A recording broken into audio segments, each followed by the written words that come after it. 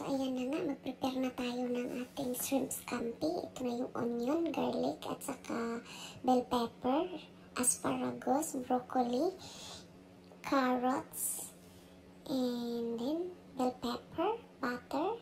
Yan, ilagay lang natin yung shrimp sa pan, lagyan ng butter.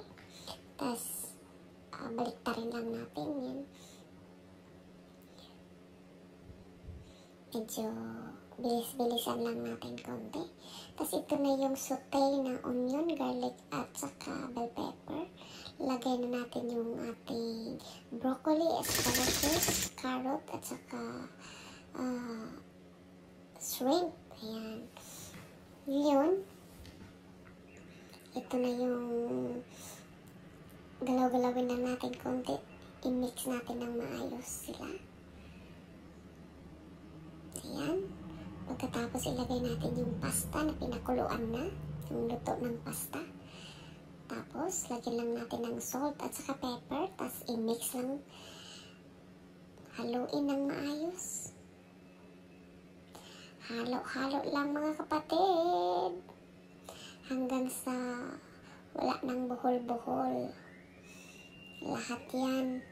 Pagpapaguran natin upang sa ganun ay may magandang pagkain natin na ihain sa lamesa. Ayan ha.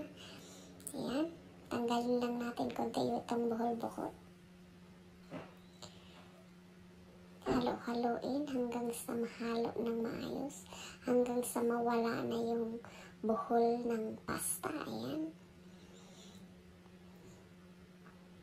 Sapat maghalo talaga yan mga sis, kasi kapag hindi maganda ang lasa, hindi pantay. Ayan. Pagkatapos ay ilagay na natin yan sa plato, no? Ayan na, let's eat!